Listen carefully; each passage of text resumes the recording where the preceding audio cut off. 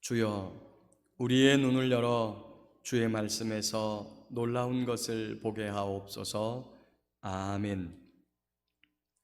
비판을 받지 아니하려거든 비판하지 말라. 너희가 비판하는 그 비판으로 너희가 비판을 받을 것이요, 너희가 헤아리는 그 헤아림으로 너희가 헤아림을 받을 것이니라. 어찌하여 형제의 눈 속에 있는 티는 보고 내 눈 속에 있는 들보는 깨닫지 못하느냐? 보라, 내 눈 속에 들보가 있는데 어찌하여 형제에게 말하기를 나로 내 눈 속에 있는 티를 빼게 하라 하겠느냐? 외식하는 자여, 먼저 내 눈 속에서 들보를 빼어라. 그 후에야 밝히 보고 형제의 눈 속에서 티를 빼리라. 거룩한 것을 개에게 주지 말며 너희 진주를 돼지 앞에 던지지 말라. 그들이 그것을 발로 밟고 돌이켜 너희를 찢어 상하게 할까 염려하라. 구하라, 그리하면 너희에게 주실 것이요, 찾으라, 그리하면 찾아낼 것이요, 문을 두드리라, 그리하면 너희에게 열릴 것이니 구하는 이마다 받을 것이요, 찾는 이는 찾아낼 것이요, 두드리는 이에게는 열릴 것이니라. 너희 중에 누가 아들이 떡을 달라 하는데 돌을 주며 생선을 달라 하는데 뱀을 줄 사람이 있겠느냐? 너희가 악한 자라도 좋은 것으로 자식에게 줄 줄 알거든 하물며 하늘에 계신 너희 아버지께서 구하는 자에게 좋은 것으로 주시지 않겠느냐? 그러므로 무엇이든지 남에게 대접을 받고자 하는 대로 너희도 남을 대접하라. 이것이 율법이요 선지자니라. 좁은 문으로 들어가라. 멸망으로 인도하는 문은 크고 그 길이 넓어 그리로 들어가는 자가 많고 생명으로 인도하는 문은 좁고 길이 협착하여 찾는 자가 적음이라. 아멘.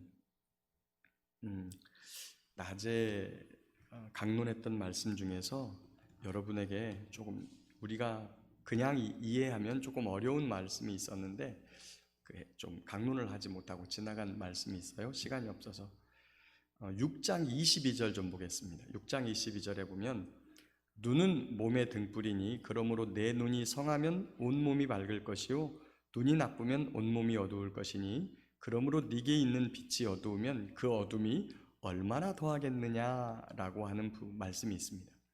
자, 우리말에 몸이 100냥이면 눈이 몇 냥이에요? 아니 99냥. 예, 눈으로 보는 것이 눈으로 무엇을 보느냐에 따라서, 그리고 눈을 볼 수 있느냐 없느냐가 사람의 굉장히 가치가 있다. 그 다음에 눈이 그만한 가치가 있다는 거죠. 우리가 눈으로 볼 수 없으면 정말 깜깜한 세상에서, 어두운 세상에서 살아가가지고 사물의 분별 이런 것들이 전혀 안 되니까 눈이 굉장히 중요하다, 이런 말씀이 있어요. 근데 그와 비슷한 말이에요, 이 말이. 자, 근데 이 말씀이 지금 무엇을 말하는 본문이냐면 돈에 대한 탐심을 가지면 안 된다, 이런 말씀을 하시는 그 맥락 속에 있는 말이에요. 자, 그러면 그 앞에 21절에 보면 네 보물 있는 그곳에는 내 마음도 있느니라. 보물에 온 마음을 가지고 있는데, 자, 눈이 무엇을 보고 있어요? 그 돈을 보고 있어요. 거기 성하면이 순전하면이란 뜻이에요. 다시 말하면 재물에 대해서 순전한 마음을 가지고 있고 탐욕을 가지고 있지 않으면 우리 몸이 밝게 된다라고 하는 거예요, 모든 것이. 그런데 눈이 나쁘면, 눈이 탐심으로 가득하면, 눈이 돈만 바라보고 있으면 몸이 어두울 것이고, 네게 있는 빛이 어두우면, 그 빛이 어둡다는 것은 지금 진리의 빛이 어둡다는 이야기가 아니라 네가 지금 소망 삼고 있는 돈이 너에게 빛이 되고 그 빛이 어두운 빛으로 너에게 비추면 너는 그 어두움이 얼마나 더하겠느냐, 이런 거예요. 그러니까 우리가 재물에 소망을 두고 있으면, 재물의 마음을 두고 있으면 우리 눈이, 그 재물을 바라보는 눈이 탐욕으로 가득 차서 온몸을 어둡게 하고 그 재물이 우리에게 빛이 되면 우리의 모든 삶이 엉망이 되어진다, 이 말씀을 이렇게 지금 하고 있는 거예요. 그래서 이 말씀은 재물을 탐욕을 갖지 말아라, 재물을 사랑하지 말아라, 돈을 사랑하지 말아라 하는 이 맥락 가운데서 우리에게 하시는 말씀이라는 것을 알아야 됩니다. 다른 말씀은 다 읽기만 해도 이해가 되는 말씀이니까요. 자, 7장 오늘 본문을 좀 보겠습니다. 비판을 받지 아니하려거든 비판하지 말라. 자, 여기에서 이 비판이 무슨 말이냐면 재판이라는 단어, 심판이라는 단어와 동의어예요. 다시 말하면 너 심판받기 싫으면 네가 다른 사람을 심판하지 말아라. 판단하고 정죄하는 것을 이야기합니다. 자, 그런데 여러분, 비판 중에는 건강한 비판이라는 게 있어요. 건강한 비판.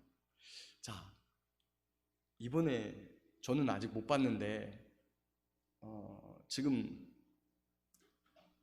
의료 파업이 있죠. 의료인들이. 그것에 대해서 어떻게 생각하십니까? 대부분의 사람들은 아이고 저 의사들 지금 정부하고 밥그릇 놓고 전쟁하는 거야? 이 어려운 때에? 대부분이 이렇게 생각합니다. 왜 그러냐면 정부에서 지금 공공의대라는 것을 만든다고 그럴 때 이 의료업계에 근무하는 전공의들이, 그 다음에 의사들이 다 이런 반발을 일으킬 줄 알았어요. 이미 알았어요. 의료인들도 심각하게 고민을 했던 거예요. 이렇게 코로나로 어려운 때 이걸 해야 되느냐 말아야 되느냐. 그런데 이 문제가 절대 그냥 지나가서는 안 되는 문제이기 때문에 파업을 결국에 했고, 그 파업으로 말미암아 사람이 죽었어요. 코로나 치료를 제대로 못 받아가지고. 그래가지고 그 자녀들이 인터뷰를 해가지고 꼭 이런 때 파업을 했어야 되느냐라고 물었어요. 그러면 한 가지 물겠습니다. 여러분, 이 문제는 우리는 이 문제에 대한 인식은 하지 않고 파업한 결과만 가지고 보니까 의료인들이 문제예요. 근데 이 발단이 된 문제가 뭐냐면 공공의대 설립에 관한 문제인데, 이런 문제를 왜 하필 정부는 이런 중차대한 때, 여러분 지금 의료인들이 코로나 막는 것만으로도 벅찬 시간입니다. 왜 그런 시간을 겪고 있는, 그런 어려움을 겪고 있는 이 의료인들에게 그런 민감한 사안을 던져가지고 파업을 할 수밖에 없게 만들었느냐. 여러분 지금 이 공공의대 설립에 관한 부분은요, 굉장히 들여다보면, 여러분 내용을 잘 모르면 이게 전부 다 의사들 밥그릇 싸움인 줄 아는데 천만의 말씀입니다. 지금 왜 정부 여당이 왜 이렇게 어려운 때 의료인들을 자극해가면서, 당연히 이런 민감한 문제를 던지면 의료인들이 가만히 있지 않을 것이고, 의료인들이 파업을 하게 되면 국민으로부터 질타를 받을 텐데, 그리고 의료가 딱 멈춤과 동시에 생명이 위중한 사람들이 생길 것인데, 이 중차대한 시기에 왜 정부가 그런 것들을 던져야 했나는 거예요. 그러면 이런 문제를 던질 때 의료인들이 파업을 할 줄 모르고 정부가 이런 걸 던졌을까요? 이거를 시도하는 지금 여당은요, 의사들이 파업할 걸 다 알고 했습니다. 다시 말하면 이런 파업으로 인해 가지고 국민들이 죽어나갈 걸 알면서도 이걸 던졌다는 거예요. 여러분, 그럼 누가 나쁜 거예요? 죄송합니다. 제가 지금부터 방송에다 대고 욕을 하겠습니다. 정부 여당 나쁜 놈들입니다. 분명히 의사들이 파업을 할 줄 알고, 분명히 이런 문제를 던지면 의사들이 가만히 있지 않고 파업을 할 줄 알고, 그에 따라서 국민들의 생명이 위태로울 줄 알면서 이런 것들을 던진 당신들은 나쁜 놈이야, 나쁜 놈. 어떻게 국민의 생명을 가지고 장난을 쳐요? 자기들이 이루고 싶다고, 자기들이 뭔가 법을 만들어서 자기들의 뜻대로 하고 싶은 게 있다고 국민들의 생명을 가지고 지금 장난치는 거 아니에요? 의료인들이 어떤 분들입니까? 지난 2월에 정부가 국경을 봉쇄하지 않고 중국에서 오는 사람들을 계속 받자 제발 국경문을 닫아달라고 그렇게 하소연을 했어요. 그런데 끝까지 닫지 않았죠. 국민들을 위해서 분투하고 전방에 서가지고 하는 그분들을 위로하고 격려하고, 어떻게 하면 이 아프고 그 다음에 힘든 상황들을 잘 극복해 나가야 될, 그것들을 그렇게 상의해야 될 사람들을 상대로 국민의 지탄을 받게 하고 자기네들 이루고 싶은 뜻을 이루려고 하는 당신네들은 진짜 나쁜 사람이에요. 여러분, 저와 여러분들이 이런 건강한 비판, 그리고 시대가 어떻게 돌아가는지에 대한 제대로 된 의식을 가지고 지금 우리나라가 어떻게 돌아가는지를 바라보아야 됩니다. 이번에 코로나로 인해 가지고 사람이 죽은 건요, 의사들 책임이 아니라 민주당 당신들 책임이에요.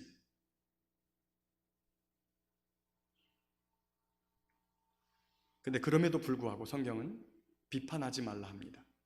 왜 그럴까요? 우리 자신의 처지를 알라고 하는 것입니다. 저와 여러분들이 정의로우면 얼마나 정의롭고, 저와 여러분들이 거룩하면 얼마나 거룩하고, 저와 여러분들이 하나님을 알면 얼마나 합니까? 똑같은 죄인입니다. 그런 죄인의 입장에서 상대방은 마치 심판을 받아 마땅한 존재인 것처럼 그렇게 정죄하는 것에 대해서 경고하고 있어요. 저는 특정 개인을 향해서 말하지 않았습니다. 지금 정권을 뒤흔들고 있는 여당의 세력들에 대해서, 그리고 분명히 이런 나쁜 상황이 예측됨에도 불구하고 국민의 생명을 담보로 이러한 것을 꾸민 세력들에 대해서 분명히 말한 거예요. 여러분, 이런 건강한 비판은 반드시 필요합니다. 왜 그러냐면 우리가 살아야 되니까. 여기서 말하는 것들은 우리 주변에서 함께 살아가는 사람들 사이에 살아갈 때 여러분, 흠이 좀 보입니다. 나쁜 것들이 좀 보여요. 우리의 가슴을 불편하게 합니다. 다른 사람들도 전부 다 그것에 대해서 이바구를 다 떱니다. 그런다 할지라도 우리는 그를 향해서 비판하거나 헤아리거나 정죄하지 말라는 거예요.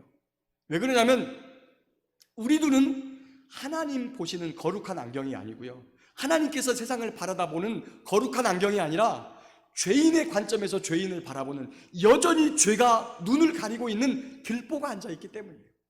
그런 자신의 처지를 깨닫지 못하고 형제를 향해서, 이웃을 향해서 정죄하고 심판하며 그를 마치 지옥에나 떨어져야 될 사람으로 그렇게 비판하고 헤아리는 것은 우리 자신의 처지를 모르는 것이다, 이렇게 말씀하는 겁니다.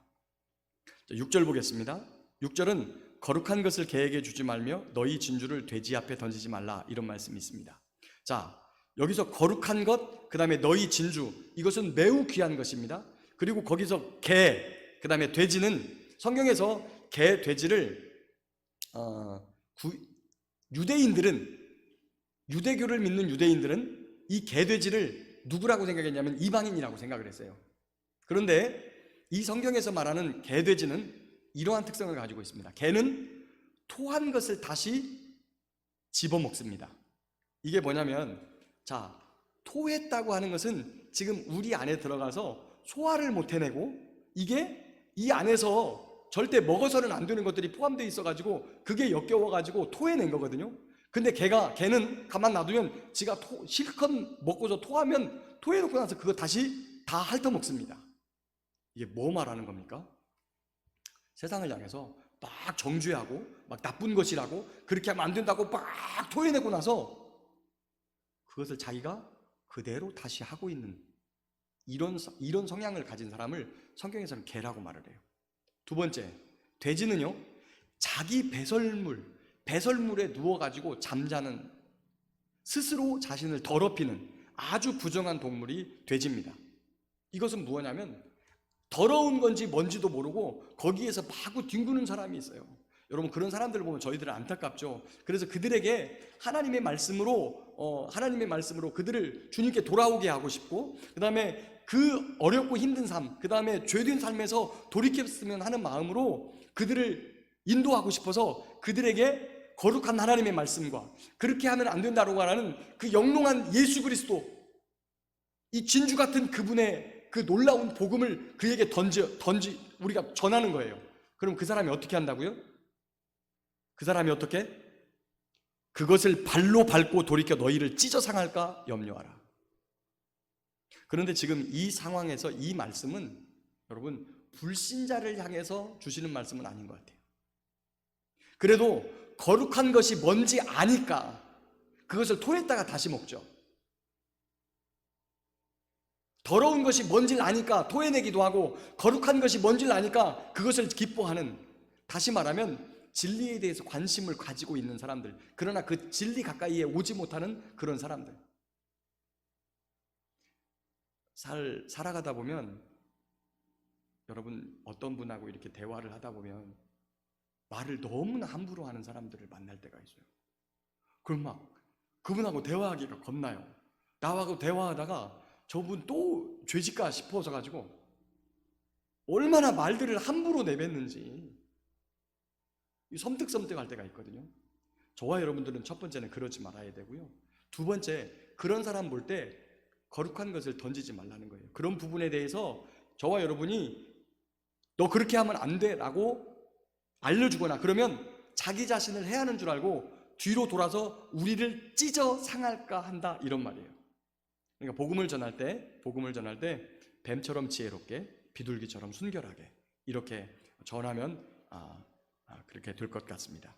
자, 7절부터 11절은 너무나 잘 아는 말씀이에요. 구하라, 그리하면 너희에게 주실 것이요. 찾으라, 그리하면 찾아낼 것이요. 문을 두드리라, 그리하면 너희에게 열릴 것이니 구하는 이마다 받을 것이요. 찾는 이는 찾아낼 것이요. 두드리는 이에게는 열릴 것이라. 너희 중에 누가 아들이 떡을 달라 하는데 돌을 줄 사람이 있겠느냐? 생선을 달라 하는데 뱀을 줄 사람이 있겠느냐? 없다는 거죠. 너희가 악한 자라도 좋은 것으로 자식에게 줄 알거든 하물며 하늘에 계신 너희 아버지께서 구하는 자에게 좋은 것을 주시지 않겠느냐. 이 말씀은 우리가 너무나 잘 알아요. 그런데 한번 보겠습니다.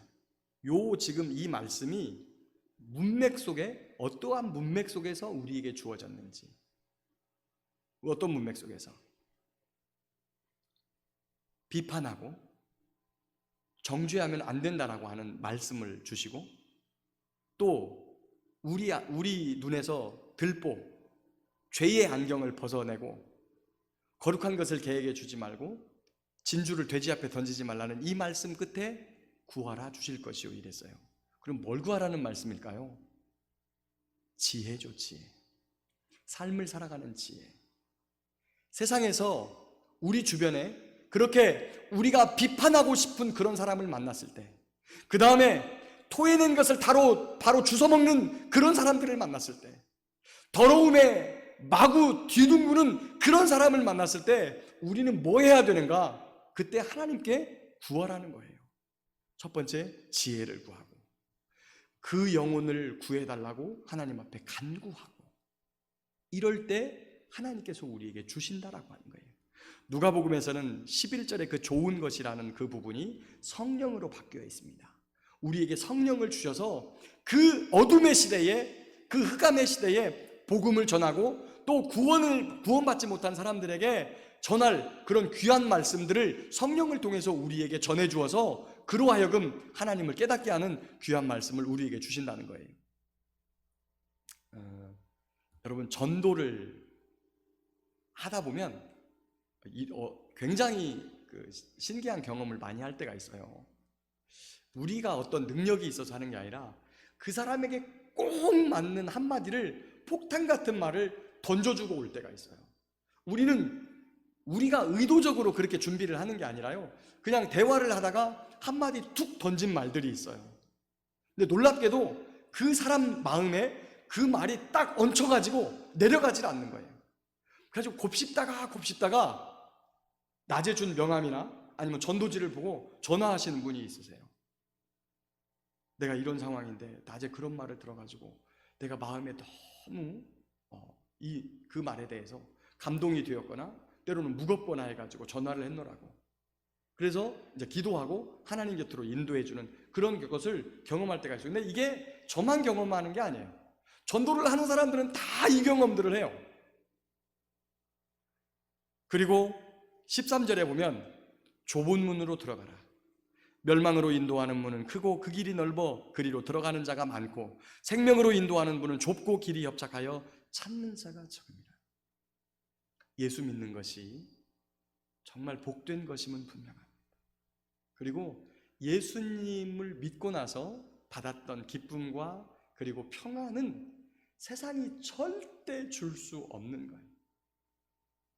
세상에서 얻을 수 있는 게 아니에요. 친구와 술 한잔 먹으면서 느낄 수 있는 게 아니에요.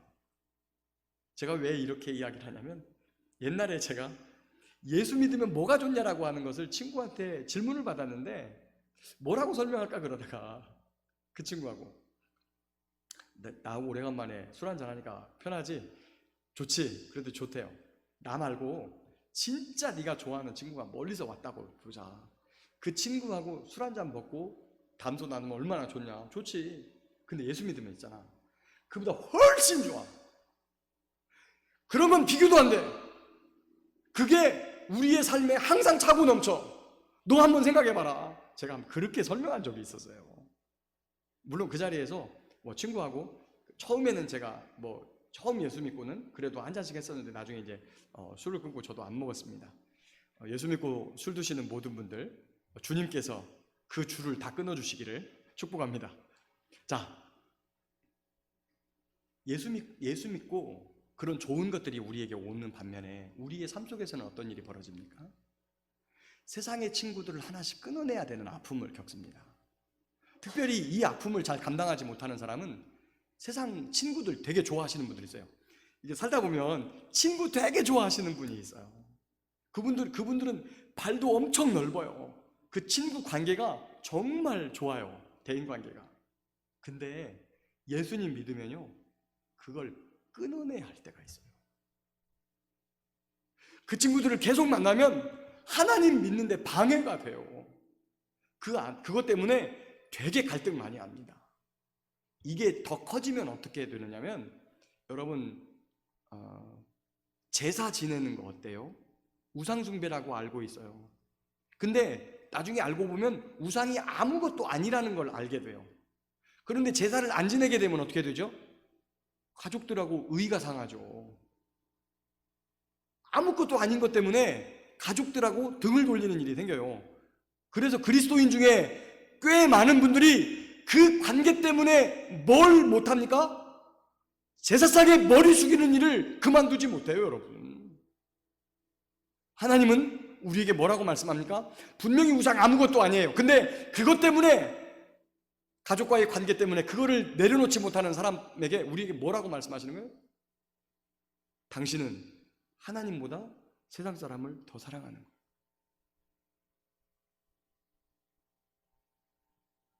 그게 우상이에요. 그게 우상. 다른 게 우상이 아니에요. 절에 가가지고 이렇게 여러분, 그것만 우상이 아니에요. 여러분, 하나님보다 더 좋아하는 것, 하나님보다 더 사랑하는 것, 하나님 믿는데 내가 내려놓지 못하는 것, 이거 다 우상이에요. 우리 마음속에 있는 거. 그런데 하나님께서는 뭐라고 말하면 그거 내려놔야 된다는 거. 인간관계가 깨져도 그거 끝내야 된다고 하는 거예요. 그래서 예수 믿는 게 좁은 문이에요. 길이 협착해요. 험해요. 걸리는 게 왜 이렇게 많아요? 예전에는 그냥 내 마음대로 내 뜻대로 내가 세상에서 누구 하나한테 어깨 펴지 못할 일이었고 꿀리지 않게 세상을 살았는데, 뭐 그렇게 하지 말라는 게 맞는지, 뭐 그렇게 해야 되는 일이 많은지. 길이 협착하고 험해요. 그러나 그 끝은 생명이에요. 영생이에요. 그 끝에는 예수님이 계세요. 그러나 세상 사람들이 다 가는 그런 길들은 넓어요. 가기 좋아요. 편해요. 그래서 그리 찾는 사람들이 많아요. 그런데 그 끝은 어디예요? 지옥이에요. 영벌이에요. 그래서 좁은 문으로 들어가라 말합니다.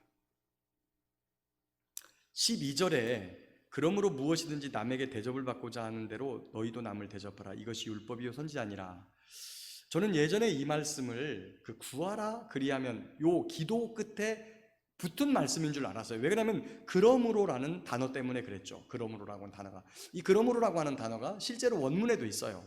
그런데 많은 성경학자들이 이 본문 12절은 이 앞에 7절부터 11절까지 따라붙는 말씀이 아니고, 지금 말하는 하나님 나라의 법을, 천국을 소유하고 있는 천국 백성이 살아가야 되는 그런 어떤 황금률, 어떤 결론적인 말씀으로 주는 것이다라고 이렇게 본문을 해석합니다. 그래서 구약 성경을 이렇게 다 아우르고 있는 말씀이 두 가지가 있는데요. 저와 여러분이 잘 알고 있는 마태복음 22장에 나오는 첫 번째는 하나님 사랑, 두 번째는 이웃 사랑. 그것과 동등하게 인간 전체 사회의 황금률로 우리에게 주고 있는 또 한 가지 구약의 모든 말씀을 통칭하는 말씀이 있다면 바로 12절 말씀이에요. 남에게 대접을 받고자 하는 대로 너희도 남을 대접하라. 이것이 율법이요 선지자니라. 다시 말하면 구약의 율법과 선지자가 세상 사람들도 알고 있는 남에게 대접을 받고 싶은 대로 너도 남을 대접하라는 이 말씀, 인간관계의 황금률이라고 불리는 이 말씀이 바로 하나님께서도 우리에게 하신 말씀이다 라고 본문이 말씀하고 있습니다. 말씀을 다 정리하겠습니다. 사랑하는 성도 여러분, 저와 여러분이 가는 길은요, 세상 사람들이 가는 길과 조금은 달라요. 넓고 그 다음에 곧고 화려하고 환영받고 박수받는 길이 아니라 때로는 참아야 하고, 때로는 눈을 감아야 할 때도 있고, 때로는 입을 닫아야 할 때도 있고, 때로는 내가 가진 모든 것들을 내어줄 때도 있어야 되고, 때로는 쉬운 길 놔두고 하나님 앞에 기도하면서 하나님의 응답을 기다리며 참고 견뎌야 되는 시간도 있고, 성령님께서 이끄시는 대로 가야만 되는 고난의 길, 또 박해와 환난의 길도 있어요. 그렇게 가는 길이지만 그 가는 길 여정 속에서 함께 주변에 있는 우리의 가족과 성도들과 이웃들에게는 내가 대접을 받고 싶은 대로 남을 대접하면서 그에게 하나님의 사랑과 또 이웃사랑의 마음을 가지고 긍휼과 자비와 그런 이웃사랑의 마음을 실천하며 오늘도 비록 험난하지만 생명이 있는 이 길, 예수님이 기다리고 계신 이 길, 영생이 준비되어 있는 이 길, 천국이 활짝 열려있는 이 길을 저와 여러분들이 달려갈 수 있기를 예수님의 이름으로 축복합니다.